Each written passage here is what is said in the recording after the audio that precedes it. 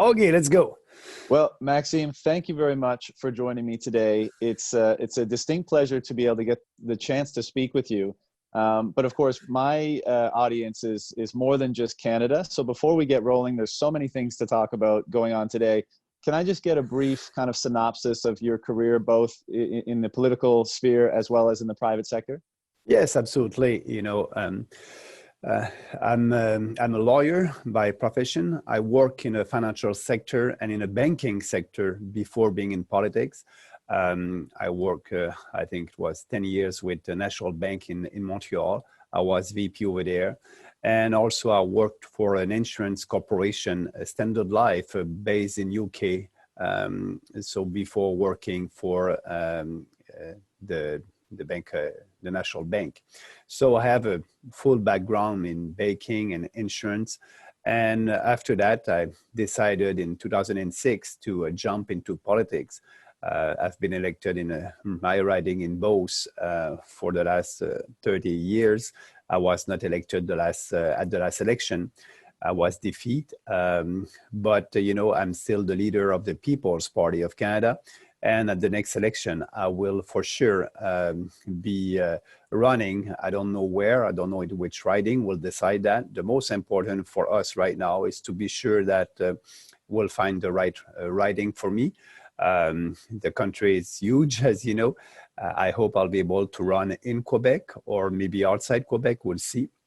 But right now, what I'm doing, I'm pushing the freedom ideas and a more responsible government and a smaller government. And also, I think I can say that I'm the only politician in Ottawa who understand the monetary policy and the impact of fiscal and monetary stimulus that I don't like. What the central bank did a couple of years ago. It wasn't the right policy at that time, but we'll have time to discuss that.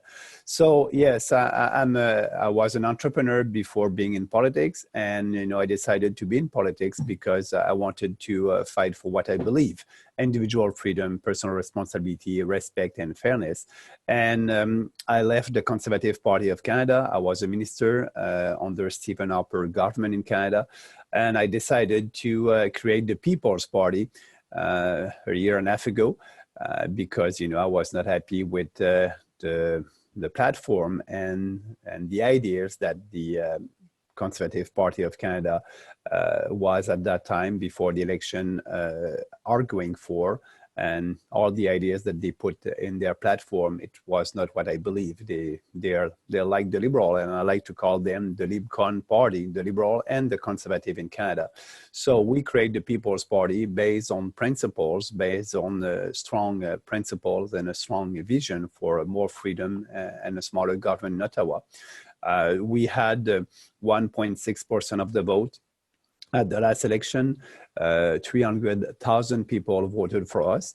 I think it's good for the beginning because, as you may know, the Green Party in Canada, it took them more than 20 years to be able to have more than 6% of the votes.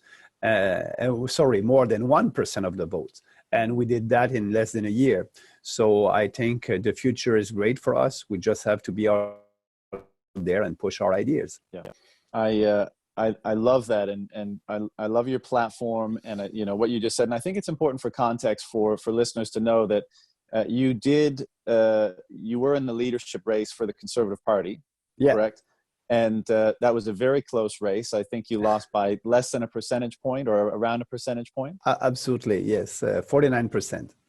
Right, and sorry, go ahead. And the winner, Andrew Scheer, had 51%. So it was a very close race. I was I think the only real conservative free market candidates at that time.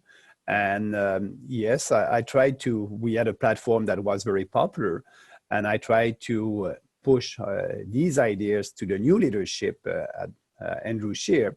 And when the party told me that they didn't want to take any of our ideas, so I said, I don't have time to waste there, and that's why we created the People's Party with these ideas that I put forward during that leadership contest. Yeah, your whole approach to all of this brings to mind that famous quote. I can't remember who says it right now, but it goes something like, in a time of universal deceit, speaking the truth is a revolutionary act. And I say this because as I said, I've been living away for the last decade. I've been in Shanghai, China, and in Thailand for most of that time. And I came back in November of 2019. Yeah. And I was here, you know, I don't know how you'll feel about this, but I think many in my generation are disenchanted with politics in general. And I came across some of the media coverage of the race, as well as some of the debates. And what you were saying caught my attention, because it was the first time in a very long time I'd heard a politician saying the uncomfortable truths, as I thought they were. Of course, everybody has a different idea of what the truth is.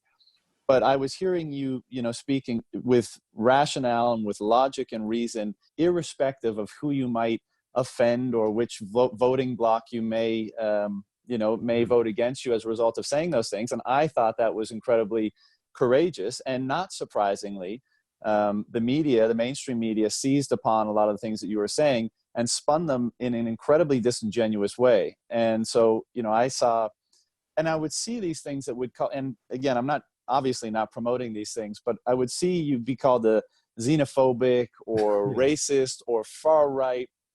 And then I would compare that with the actual words that you were either speaking or in your writings. And, the obvious conclusion is nothing could be further from the truth. And it's just another example of how the mainstream media twist things to serve either their own interests or the interests of the people with whom they're aligned with. And so, I've got a couple of questions off the back of that, but the first is just, what is it like to have, the truth that you're trying to speak and know that you're coming from a genuine place, to have it so twisted in the public eye and have so many people misinterpret what you're saying? Yeah, that was a tough campaign, because, as you just said, we had at that time, it's the same platform, a very strong platform, and based on ideas. And my opponent, not only the mainstream media, but the Conservative Party of Canada, did everything to discredit the People's Party and us. And yes, they were saying that we were racist because we just want to say no to mass immigration. We wanted and we want our country to control our borders. I think a nation must always control their borders. And we are arguing for less and fewer immigrants. So that was not the narrative in the mainstream media. They were not used to that. And they were saying because of that we were a racist party. But no, actually in Quebec, it was a little bit more easier. Our immigration platform was more well received because at the provincial level in Quebec, as you know, it's the francophone part of Canada. I'm coming from Quebec. And so people are used to have that debate about identity, about immigration. And actually, the government now in power in Quebec with the Premier, Mr. Legault, did a campaign on fewer immigrants, and he won that campaign. But outside Quebec, I think we were the first one to start that debate about nationalism and sovereignty and controlling our borders and less immigration. And that was a kind of a shock for the mainstream media. So my opponent used that to try to brand us as a racist party. So that's why it was a little bit difficult in the mainstream media, because I was always on the defensive, and I didn't have a lot of chances to explain our platform. But, when you don't win, and I didn't win in my own writing in both, because, I took some position like the abolition of the supply management system in Canada. That's a system, that's a socialist system that is protection for farmers, dairy farmers and poultry farmers. And so they control the market and they fix the price. And we consumers are paying twice the price for egg, poultry, and cheese in our country. So I was fighting against that for the consumers. But in my writing, that's a rural writing, and we have the most dairy producers, and they were very motivated to go out there and to vote against me, and also to speak against me. So I didn't win my own riding because I think a part of that special interest group. But not winning when you stick to your principles, I think it's an honorable defeat. And so I decided to go on and to continue to fight for what I think is best for this country. Mm-hmm. I agree. And I've read the chapter that you published on your website regarding the supply management system, which, you know, most people are not familiar with, especially outside of Canada. But basically, it's a price-fixing cartel that, you know, the government supports that industry at the expense of lower prices, more options, better competition in that industry for everybody. And I remember having read in that chapter where you and your advisor, Martin Moss, had been going back and forth, and, you know, and I get it, because it's a very real consideration. You know, in the game of politics, these are questions, and the kind of tug of war you were dealing with inside was, should I not come out with my criticism of this system in order to secure those votes, or at least not turn as many people away from me? Or should I stick to my guns and my principles and just say, no, I don't want to play this political game anymore. I want to play principles, not politics. And I want to say what it is I feel is the truth, because long term, that's what's going to endear people to me, and that's what's going to allow people to trust me. And I thought, you know, that is such a rare attitude, sentiment, approach in politics today that, you know, again, it's one of the reasons why I wanted to speak with you, and one of the reasons why I respect you so much. But one of the challenges that, you know, I encounter when I discuss, you know, a variety of different topics with people is that in today, I feel like, you know, we have a dynamic that is, you know, to generalize, twofold. One is that I think a lot of people are ideologically possessed. You know, they haven't gone through the rigor of critical thinking and education for themselves. They've just, you know, heard a stance or an opinion on a certain subject and adopted it as if it was their own. And as a result, they have a reflexive response when these things come up. The flip side of that, or in combination with that, is that a lot of these subjects can be somewhat complex. You know, we're going to get into an economic and monetary discussion here in a little while. And that, you know, for most people, they're just simply not interested.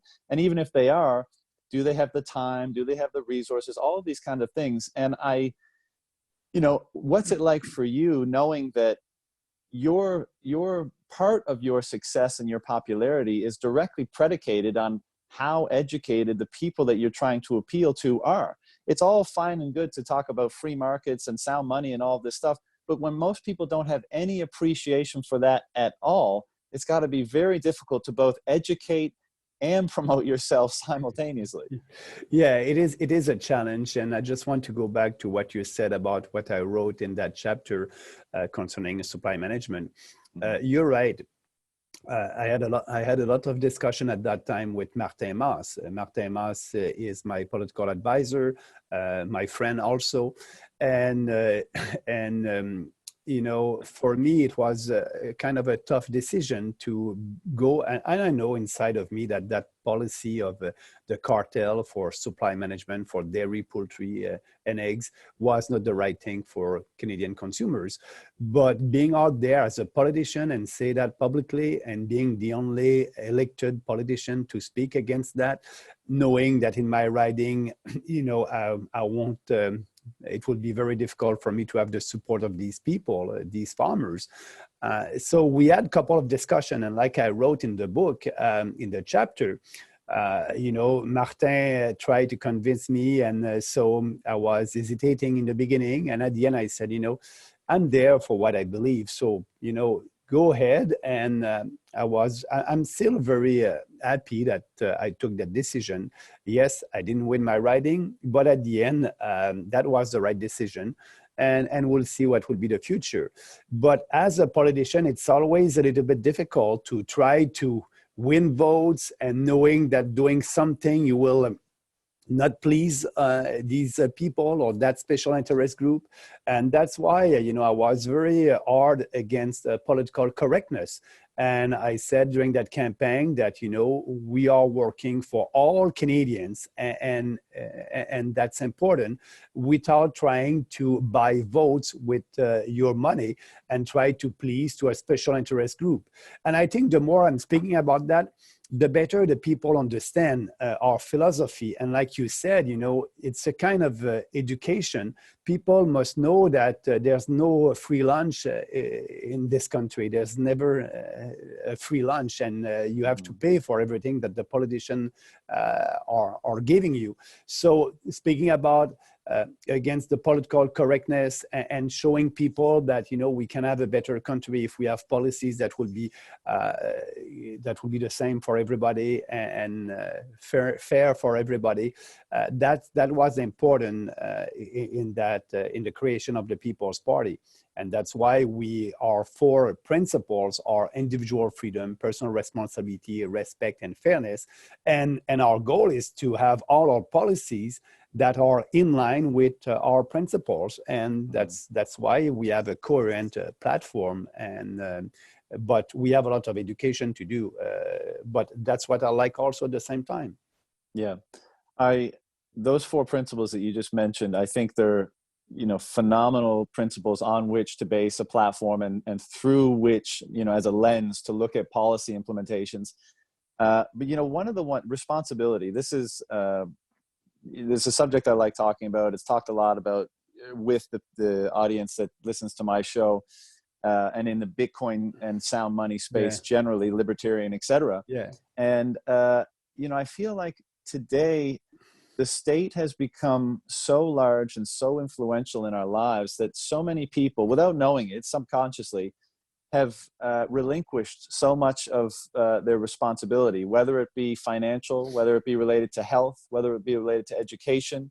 And, it's difficult for me to imagine how to turn around that mindset where people are becoming increasingly dependent on the state for so many things. And I'm curious, to get your opinion on, aside from the work you're doing and trying to educate and articulate these principles and in the political sphere, how do you see that dynamic, that mindset getting turned around?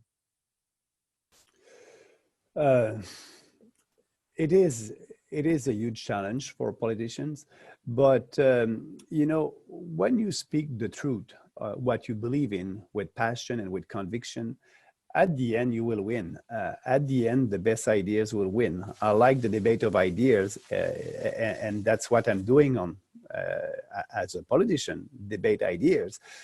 But yes, sometimes it's difficult because people think that when I said during that coronavirus crisis that we'll have to pay for all these subsidies and everything, people don't want to hear that right now. And I said, yes, we must do our best to be sure that crisis won't be for a year. And we're doing everything for the public health. But at the same time, we must have a discussion about the cost of all that and the impact of all these measures, considering that we are in a recession right now. But yeah, I think it's my goal to speak about that. Maybe I'm the only one, but at the end, people will understand. I hope they will turn at us, at the People's Party, and saying, Bernier said that for the last 10 years, and I think he believed in it. And yes, I believe in what I'm saying. So I think at the end, we'll be able to have more support, and that's the most important. Yeah. And just for anyone listening, you just said Bernier, not Bernie. I think because when you first said it, I thought, did he just say Bernie? But Bernier. Bernier, yeah. That's why I pronounce it in English, Bernier in French, Maxime Bernier. I said Bernier because I just didn't want anyone to be No, I'm the opposite. Yeah, I know. But you bring up the current crisis, and I think we should spend a little time talking about that. Just along these lines as a segue. One of the things obviously I'm afraid of is that during this time, the private sector is being, effectively hollowed out, either because a lot of small to medium-sized businesses are going out of business. And of course, they aren't the ones to receive the big bailouts. And then, of course, the people who have jobs in the public sector with the government, their jobs are protected. So I'm scared that what we're going to see is an acceleration of the trend that existed prior to the crisis. But what we'll see if we come out of the crisis, and if we can kick the can down the road even further, what we'll probably see is even more zombie companies on the larger scale of things, a hollowing out of the small to medium-sized businesses in the private sector that actually create value and create jobs. And then when people are making these economic calculations in their head, where should I seek employment? You look at one place and you say job security, good hours, great benefits, all the rest of it, in the public sector with the government. Yeah. And I'm afraid that what we have an even greater and quite rapid push toward more people prioritizing or desiring a career in the public sector. And I think that, as you would probably agree, the government doesn't create value. They allocate, they take in capital and they allocate it, and I would say inefficiently. And so what economically, in terms of this crisis, what do you think are some of the big risks and the mistakes that are, or what's your take on what's happening economically as a result of the crisis? But first, your question must be which crisis? Because I think we have two crises right now. We have the coronavirus crisis and the economic crisis. Yeah. And so people didn't realize, but the coronavirus crisis, that was the pin who what's the expression? Prick the bubbles. Right. And so the big problem that we have right now, it's all the debts and the accumulation of debts and spending by the government before the crisis. If you look at what happened right now in Canada, the total debt to the GDP ratio in Canada, it's more than 300%. That's one of the biggest debt to GDP ratio, one of the biggest in the world. And it's a corporation, their total debt to GDP, it's about 100%. Households, it's about also 100%. And if you had at the provincial level in Canada and the federal government, it's also a debt to the GDP about around 100%. So we have right now a huge debt, public debt and private debt. And that's coming from bad monetary policies when you had for 10 years artificially low interest rates. So I think that's the basis. That's why we will have an economic recession. I think we are in a recession right now. So now the government, and answering your question, the government is putting more money outside, lower the central bank in Canada and around the world are putting their interest rate to the floor. So with artificially low interest rate and easy money, and they are asking governments like in Canada and in US to spend money to stimulate the economy. But we know, like you just said, to be Richard, we need to produce. You work, you produce, you get paid, and you spend. That's not the opposite. Right now, they're giving money to everybody, but we have more money and less production. So that will end in inflation and in the loss of our purchasing power. So you won't be able to buy the same amount of goods and services with the money that you have in your pocket because it will be depreciated. So I'm looking at what the government are doing. I'm looking at what the federal government is doing right now in Canada. Yes, having targeted measures to help people on the short term, I'm okay with that. But now it's they opened the door to everything, and our deficit in Canada in a year from now can be can be about $100 billion. So I'll be okay if the government have only targeted measures and short-term measures. But right now, they will try to bail out corporations, and I think that's not the solution. Yeah, I agree. And one of the things that, that I'm concerned about is that I think we'll probably have it depends how effective this time around the money printing and the debt is, because in 2008, that's exactly what the response was. Who knows how the markets will digest this round of stimulus and all of this low interest rates. We obviously, policymakers think it'll be just fine and we'll come out the back of it and we'll stimulate and things will get on the same track. I think a severe recession or even a depression could very easily be in the cards, especially if there's a loss of confidence in currencies or in debt markets or anything like that. But what I'm concerned about is that most people, your average person, quote unquote, and not trying to be demeaning in any way, but they will think things were great before, and that the reason why things are bad now is the crisis. And I feel like, at least in the political sphere, this will allow the politicians to get away with the trouble that is to come, because they'll just say, well, we couldn't control the virus. The virus is what did all this. And as you said, of course, it was the pin that pricked the bubble. The virus was a catalyst that pushed the timeline forward, but it didn't create these problems. Absolutely. And so, that gives me a great deal of concern. On the flip side, I wonder if there's ever a point, in the United States, of course, there's, a lot of stimulus happening and a lot of measures taken to try to stimulate the economy during these times.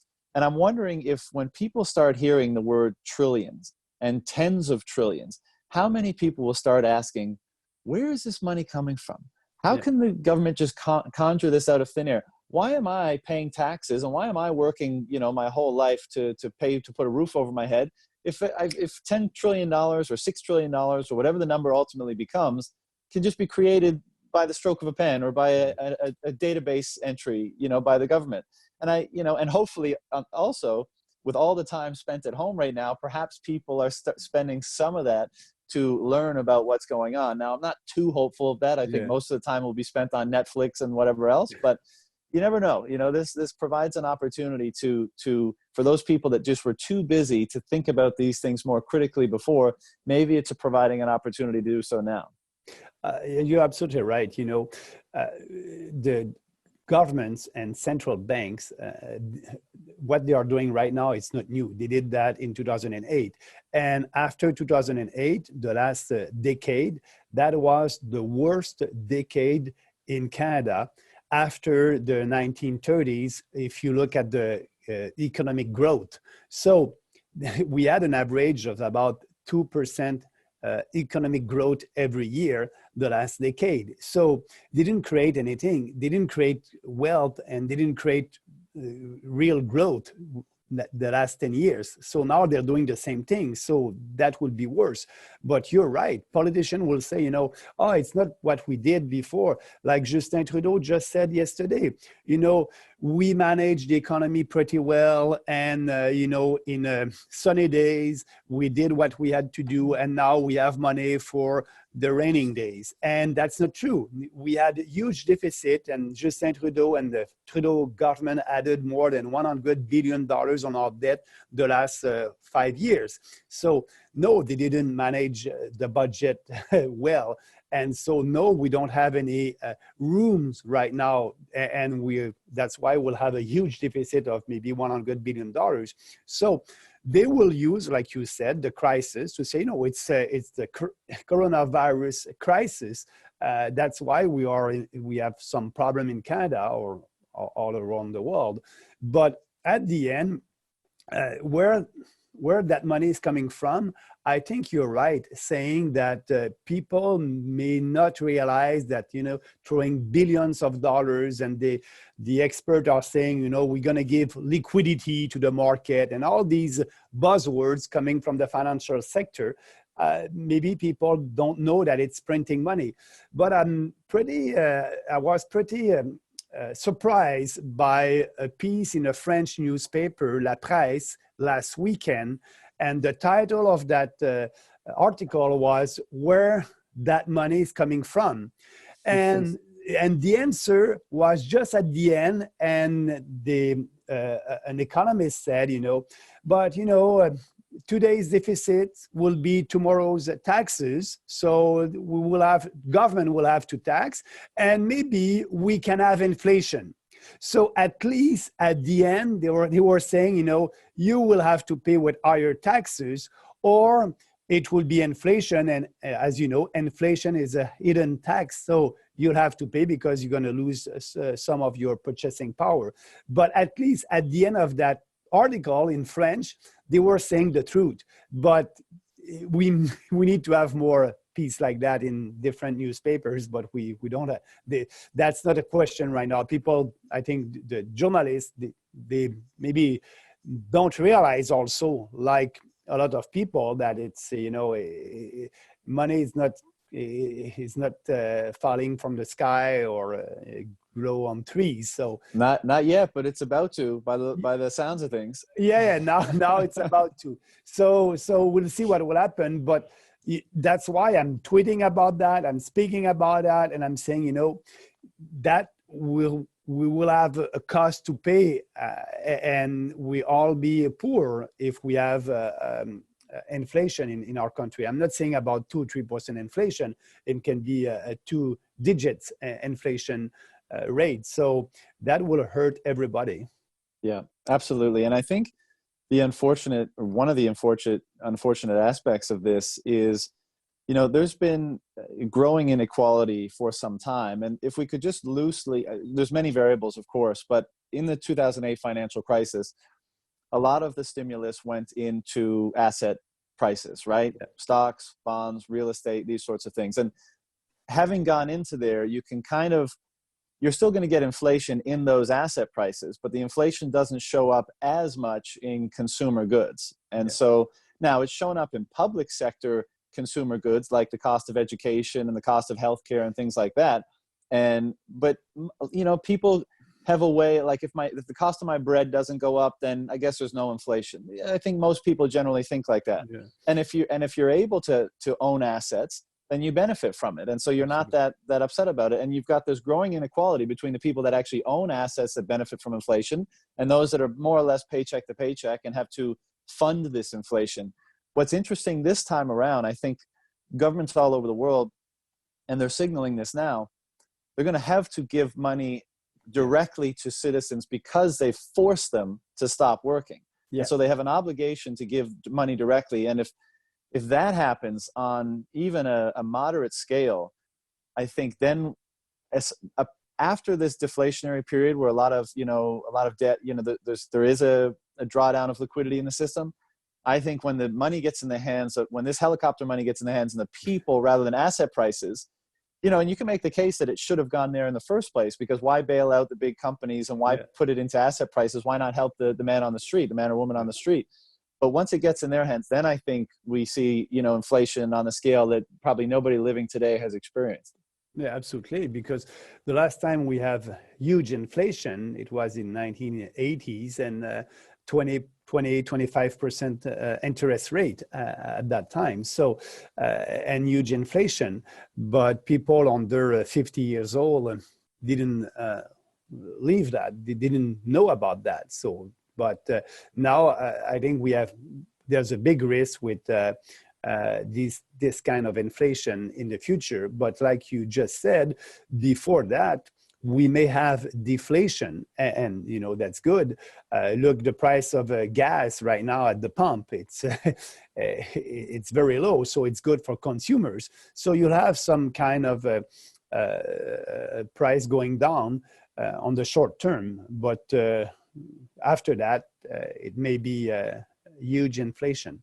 Yeah, and one back to that kind of education argument we were having, and it's only partially education, because if you're someone who hasn't benefited from the money printing over the last decade, let's say, and you have been paycheck to paycheck, and things are increasingly getting expensive, and you've just lost your job, you don't care about libertarianism, Austrian economics, sound money. You want a check to put food on the table. You can't think about being austere today so that you can have a sounder economic model tomorrow. Yeah. And so the more people that wind up in that state, and I think the more people are because of what's happening, the discourse, and again, this will obviously affect the political discourse greatly. Nobody's going to give a shit about sound money. They're just going to want the check in the mail to come, And, you know, whatever happens 5 years down the line, 10 years down the line, well, we'll deal with it then.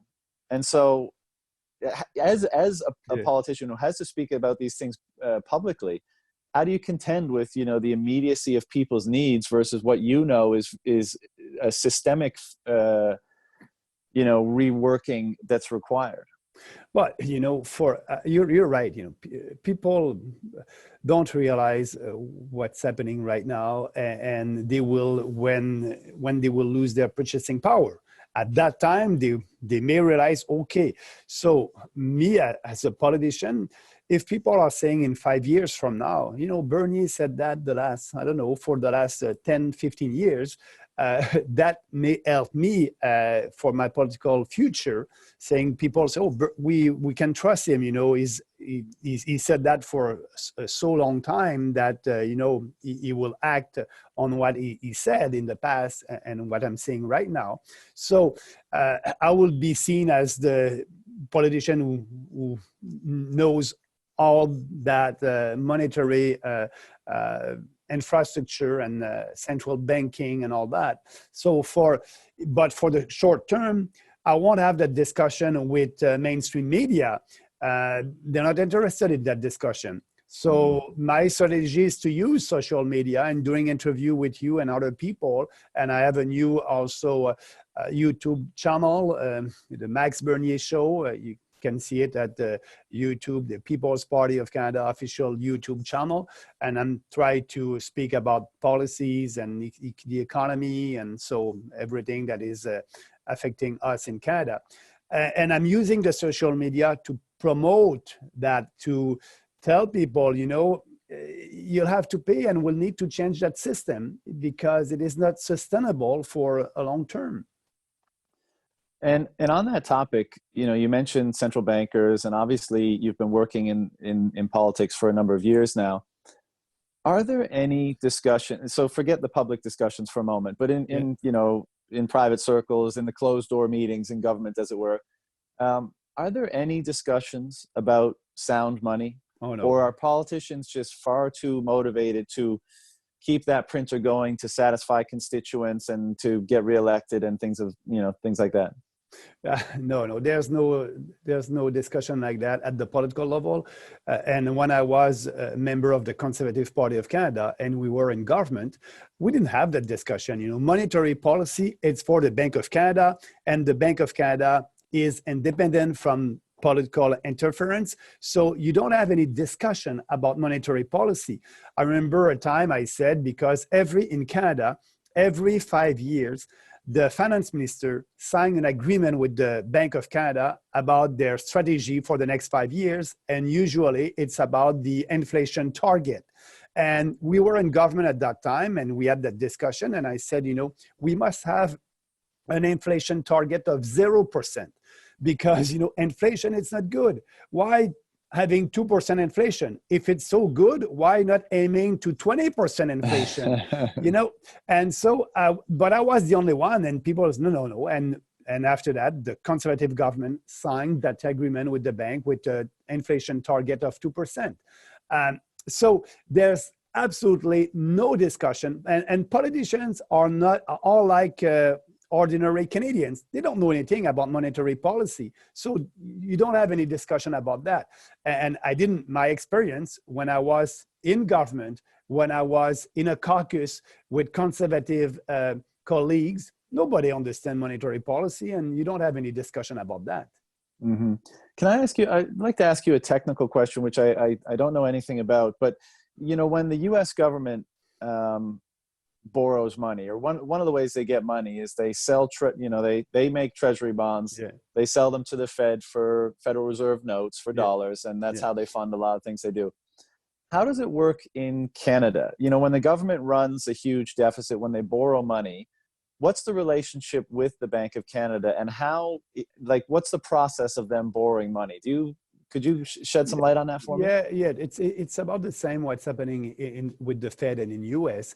The federal government will issue bonds, and usually this bond will be by the public, but also by the Bank of Canada. And that's what, when there's no liquidity in the market. So if people don't want to buy Canadian bonds, the Bank of Canada will be there and will buy that. And actually, that's what the bank said during that crisis. They said, we are opening our doors. We're ready. We have a program to buy Canadian bonds and municipalities and provincial bonds also, and corporate bonds and asset, and they can buy everything. We'll right buy now. everything. Yeah, they'll buy everything. But the concept of, you have a deficit, you put that on the debt, and you are issuing bonds, and people will buy it, but also the bank will buy it. Yeah. Another thing regarding the Bank of Canada that maybe you could share with me is unique to some of the G7 whatever. A couple of years ago, the Bank of Canada sold all of its gold reserves, and in a time when we see, perhaps the Federal Reserve hasn't been buying, but they're an enormous holder, and then you've got China and Russia have been buying a lot over the last decade. Italy, France with large holdings. Why is it that the Canadian Central Bank, the Bank of Canada, sold all their gold reserves? But, I don't have a precise answer for that. But what I think is, maybe they were saying at that time, the big asset is our natural resources in Canada. So if people want to buy natural resources like gas and others, they will have to ask for Canadian dollars. And so we'll always have maybe a strong price for the Canadian dollars because of our rich natural resources.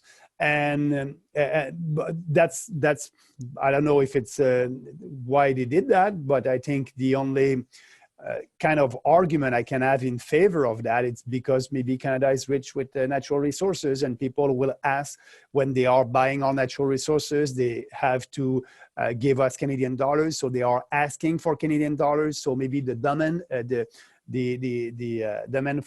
demand for Canadian dollars will always be there.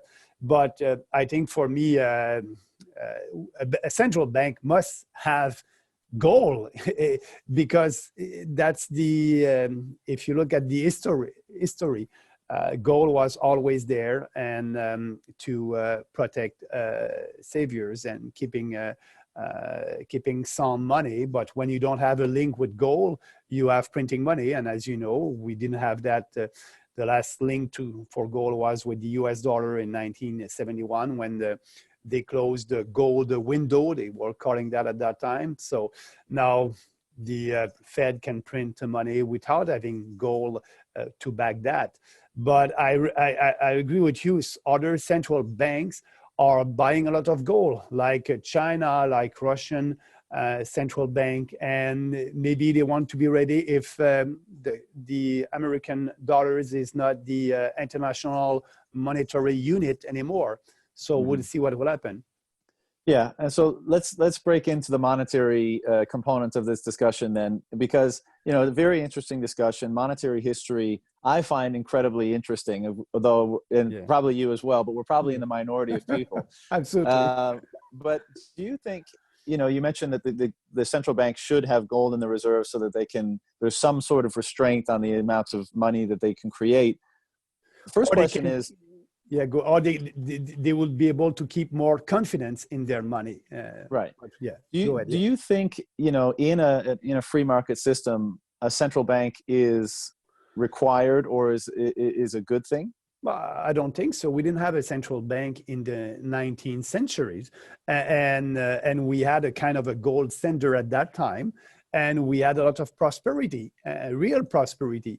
But in Canada, I think the Bank of Canada was created, if I'm 1936 or something like that, or 31, I don't remember. But we can have private banking if you have a system that is based on a kind of a gold standard. Absolutely. Right. And as you mentioned, 1971, Nixon closes the gold window as a quote unquote temporary measure. And of course, as the saying goes, nothing is more permanent than a temporary government program. Absolutely. I can't remember who said that one either. But but one of my taxation. It was supposed to be temporary right. for the first World War, and Right. we're still paying income tax. Yeah, Yeah, and adding to the things absolutely. that are taxable. But one of my, and I've been a gold bug, my entire adult life, because of that. I saw the irresponsibility with which governments conducted monetary policy. I disagreed in the first place with the power of governments to be able to print the currency that's in use. And so I was interested in gold for those reasons and others as a hedge against the irresponsibility of basically abusing the money printer, that the power that they had. But it's not lost on me that the fiat system that we have today, you can make a very strong case, is directly a result of the failings of gold. In the Constitution in the US, it said that nothing but gold and silver should be used as money, and of course that was just ignored. That was one of those ones that was ignored. And then everywhere else in the world, just the governments, because of the power and control that they wield, were able to, nobody could even put up a fight. Just say, well, we hold all of it anyways. Most of it's in our vaults and in the central banks, and we're going to just use this paper currency now. And what's everybody to do? So, as much as I was a gold bug before, I feel like the deficiencies in its inherent properties actually allow for some of the detrimental aspects of the system we have today. What's your thought on that? But you're right that people are not using gold to pay their grocery. But a government can print money if they have some gold, but every time they are printing money, they're creating inflation, and they know that. So the only way right now that the Fed and the American government can print these large amount of money, it's because the US dollar is the universal monetary unit, and they are exporting the inflation in other countries that will come. So, but a best system will be to have a paper money that will be based on gold, but at the same time, people using gold coins or gold money, I don't see that in the near future. And maybe that's why you develop, and not you, but the free market, and develop the Bitcoin. That can be an alternative for people to own something in their pocket and try to do transaction with a Bitcoin. I'm not an expert on that, but I'm looking the market, and I know that they can have that can be a kind of a money that more people will use in the future. But also I'm looking at what's happening right now. The Bitcoin is going down a little bit, gold is going up a little bit, but there's a lot of uncertainty in the market right now. It's difficult to predict. But I'm not an expert in Bitcoin, but it can be an alternative maybe for some people. Yeah, I think one of the issues with gold is that because of its character, as throughout human history, we've experimented with many different forms of money: seashells, salt, stones, whatever. Yeah. And gold, emerged as the dominant form of money for thousands of years because it had properties that allowed us to use it as money. It was scarce, it was malleable, divisible, fungible, etc. Yeah. And but one of the aspects that it has, and I think a drawback, is that it will always require a certain degree of centralization. So even if government, if we went back to a gold standard, for one, I think a lot of people wouldn't have faith that we would stay there, because we were on a gold standard and we came off it due to the Vietnam War, just government spending in general, let's say. Yeah. And so what's to stop that from happening again is one thing. But the other thing is we're still centralizing, that the power that's bestowed when someone controls, the vast majority of the monetary instrument in a given society. And I think if that remains to be the case, we will still be at the mercy of, politicians who are then able to use that power to do whatever they want. And in a very real way, and I think we're seeing that today in different manifestations in different places around the world, inhibit and encroach on the freedom of the individual by that control. And so, I feel like gold was a very useful monetary instrument for a long time. But I think that the fact that it tends towards centralization, and also in the modern era is more difficult to use as a form of money. It's more difficult to transact. And if you want to transact, online, let's say in the digital realm, you'll need to trust third parties in order to do that, to custody the gold and then transfer your ownership and all that. I don't see, and this is coming from someone that used to advocate for a return to the gold standard, but I don't see it solving a lot of the problems. And in fact, I feel like free markets, I feel like it won't facilitate free markets to the extent that we need to allow for freedom of the individual across the world. And as for Bitcoin, of course, I'm a very big advocate. And I would just, you mentioned price. Bitcoin's market cap is $100 billion right now. Global asset market caps are in the hundreds of trillions. Yeah. So it's a tiny, tiny, tiny drop in the bucket. And so I would, typically the advice is to zoom out on the price, or maybe not even really consider it. I would kind of liken it to a dory on the, floating in the water, and a cruise ship and a battleship are floating by, and in their wake, they create these big waves and it moves the dory up and down. Yeah. But I think the important thing to consider is, one, the dory is getting stronger and better all the time as development continues. Mm-hmm. And two, it continues to march in the direction that it was headed. The price variability, of course, is interesting, and people are, a lot of people are motivated by greed. But I think for people to focus on that is to miss the phenomenon and the technology that Bitcoin represents. And so, just like in your campaign, there's a lot of misinformation about Bitcoin, about it being used by drug dealers and terrorists and all this kind of stuff, when fundamentally it's a new technology that requires sort of a paradigm shift in how you perceive scarcity and how you perceive what is possible in the digital realm.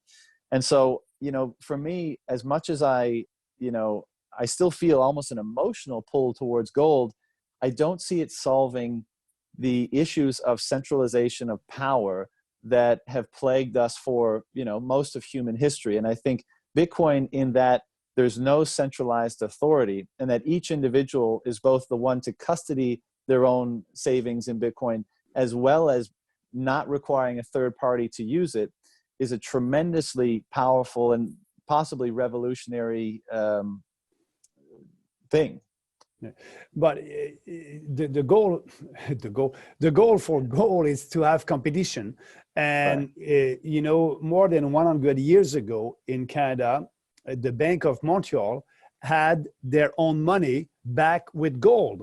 So if you have independent private sector bank that are issuing paper money back on gold, and they are in competition, that's we had a system like a little bit like that in the 19th century, like I said. So you need to have competition. You need to have banking competition. And when I'm speaking about competition, I'm speaking about they can have their different monetary unit, and people will go to the one that they trust, and they think that they want to play with their gold reserve. So if you have more decentralized and more competition between banks, that's another way to be kind of decentralized. But I don't know, I cannot predict the future, but what I can see, it's yes, some people believe in Bitcoin and in gold also, and maybe that can be a competition between these two new monetary unit in the future. I don't know, but what I know, it's the fiat money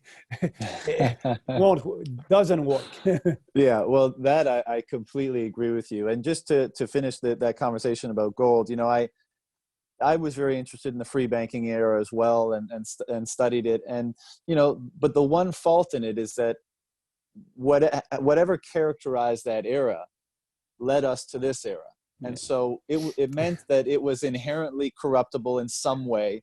It was inherently subject to rule by force or controlling interests or manipulation, etc. And so I don't have that much faith that that exclusively can get us out of the mess that we're currently in. And the other interesting thing to consider, and I won't spend too much time on it, but scarcity is one of the very important components of what a human society decides to use for their money. And I structure it that way because I think a lot of people don't consider what money is very often. And I think a lot of people have very different definitions.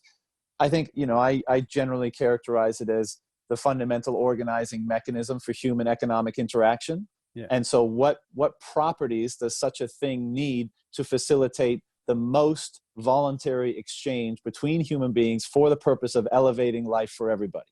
So what are the properties that we're looking for? And scarcity is definitely one of them. Yeah. And what's interesting about Bitcoin, and again, this is part of the paradigm shift because most people think you can't have scarcity in the digital realm. But that's in fact what part of the innovation that it's created. And interestingly, what it's created that we actually can't seem to get in the physical realm is the idea of absolute scarcity. So gold is scarce. Let's say the supply of gold increased about 2% a year. We'll see what happens about mining in the deep depths of the ocean or asteroid mining or whatever comes on. But if that were to occur, then we'd even get more than we're used to in terms of inflation with gold.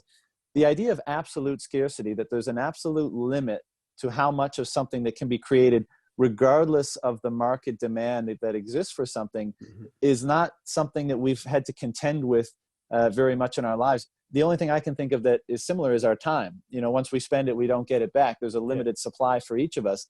And I think Bitcoin replicates the scarcity of time in that there's only ever going to be a certain amount. And that the kind of chasm that people have to cross is, one, how can something digital even be scarce? But if it can be scarce, how can it be absolutely scarce? And I think, as is often said in the Bitcoin space, the Bitcoin rabbit hole goes very deep. There's many different considerations, and there's many different areas that you need to study: monetary history, technology, network effects, all these things that you have to study to appreciate it to its fullest. But I think in the era we're moving into, the market will continue to do what it's done for all of human history, which is look out on the world and say, we obviously need money, something to facilitate that exchange. What options that are available have the best properties to facilitate that? And if it ends up being gold, I couldn't be happier. That would be great. Yeah. But if it ends up being something else, then that's what the market is for deciding these things. And I think we'll look back on this period in history and criticize this, this era, this generation of people for being so silly to think that we can abuse money in the way that we have, and that we can create it out of thin air without any work involved in its creation, and that a central authority should be a party to every single transaction that happens. And I'll start my spiel in one sec, but I want to get your take on this. Socialism, I think we will both criticize, pretty strongly. Yeah. And people generally think, well, the United States and Canada and Western democracies are on a scale of socialism. There's a lot of social welfare and there's a lot of government involvement, but they're pretty or crony capitalism. Right. Yes. That's the best description, crony capitalism. However, I find it I find it interesting that people don't think about the fact that the government does sell a product, and the product that they sell the most is the currency that they produce. And the fact that currency is the other side of every single transaction that happens in an economy means that the government is on either side of every transaction. And I find that pretty socialist by any definition. But it is worse right now because the Bank of Canada and the finance minister in Canada, they have the authority and the power to buy stocks, bonds, and bailouts. So it's a kind of if they're doing that, it will be a kind of a nationalization of our economy. That can happen because they have the power to do it if they want. So it's a little bit scary. Yeah, I agree. And again, and one of the reasons why I'm so interested in Bitcoin is because it doesn't ask for permission. It is money for the people, and it serves that purpose. And whoever wants to engage in it can, and it allows them to. Whereas gold, there's permissions involved. Third parties, the trust of the institution offering the paper money on which the gold is based and that sort of stuff. But I won't belabor that point. But I want to get your take on this because you just brought it up. Japan had an incredible economic boom in the 1980s, of course, right? And since that time, it's basically been very low growth. There's been a lot of government stimulus to just try to keep the economy afloat. And as you just mentioned, it's not, most people don't see it as nationalization, but the central bank owns a huge portion of the equities in the Japanese stock market, for example. And do you think coming out of this crisis, what I'm trying to get at is, do you think we will lose confidence in either the dollar or the government or the economic system, and there'll be a crisis and a failure? Or do you think we'll see kind of a Japanification of things where the government just continues to buy assets just to keep things, we'll have almost no growth and inequality will grow and social problems will grow, but we won't feel the impact of a dramatic collapse? I think, if I'm looking in the past, and my example is what the government did in the crisis in 2008. So yes, they were printing money and bail out everybody. And what was the result? Low growth for a decade. So I think they will do the same thing. And they're ready to do it. They have all the tools to do it, legislative tool in Canada to do it. So yes, they will maybe bring more stimulus. But, the more stimulus you have, when I'm speaking about stimulus, monetary stimulus and fiscal stimulus, the more stimulus you put in the system, the next crisis will be bigger than the one before. And that's why this economic crisis will be bigger than the one we had in 2008. But I think they will, it's too bad to say, but I don't see any change in their behavior. So, and the question is, what would be the impact on our monetary unit, on our Canadian dollar or the US dollar in US? That can be a debasement, and but we'll see. I don't want to scare any people, but Sure.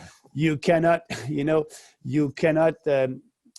stimulate the economy with borrowed money or printed money. So that's a fact, and people must realize that. I tend to fear that people are only going to realize that the hard way. Reality is going to have to teach them that, not any intellectual or educational exercise. Maxime, I have lost track of time, so I want to be respectful of your time. I'm gonna bring it to a close now.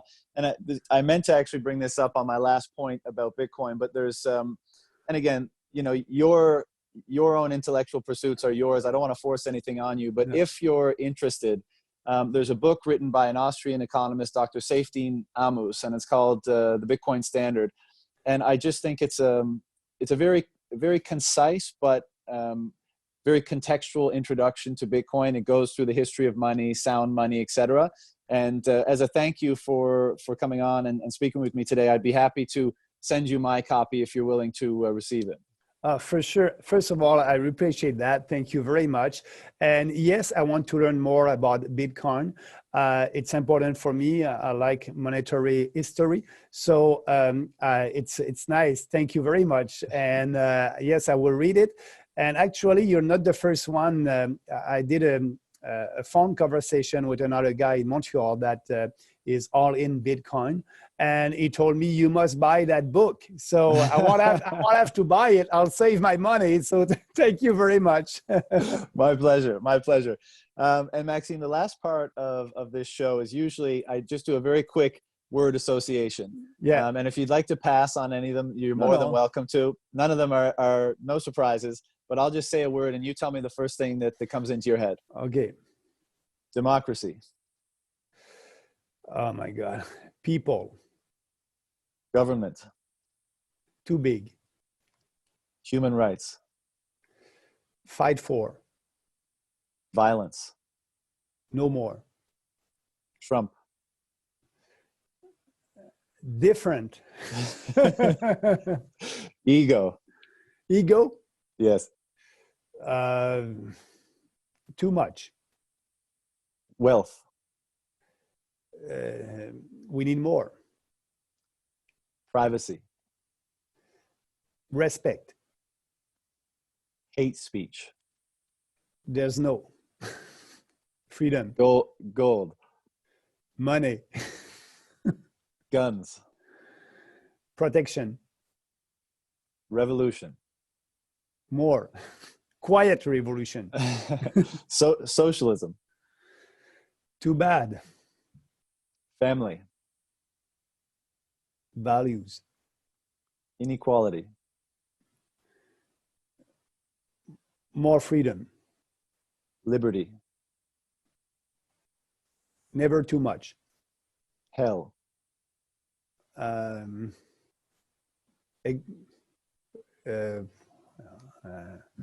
My God. Okay, that's I don't know. Good answer. Energy. Useful. And Bitcoin. Maybe. Maxime, I've really enjoyed this conversation. I know we could speak for hours, but I want to let you go now. Maybe we'll pick it up some other time. Thank you so much for taking the time to speak with me today. I really appreciate it. Is there any final thoughts or anywhere you wanted to direct people or anything to say before we sign off here? But first of all, thank you very much to giving me this opportunity. I really appreciate it. And I hope we'll be able to have another discussion in a couple of weeks or months from now, doing a follow-up on that discussion. That would be interesting. But yeah, thank you very much. And I want to invite people to go on our YouTube channel, the People's Party of Canada official YouTube channel, and they can go on Twitter also, look at my tweet, and Facebook. So my goal for me is to promote the freedom ideas in Canada. And I want to thank you for giving me that opportunity this morning.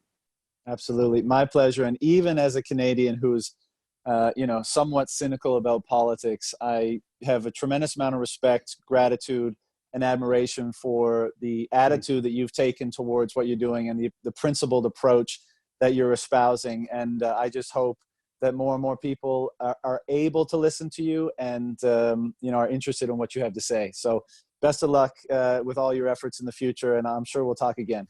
I appreciate that. Thank you. Same thing for you. Bye. Take care. Bye-bye.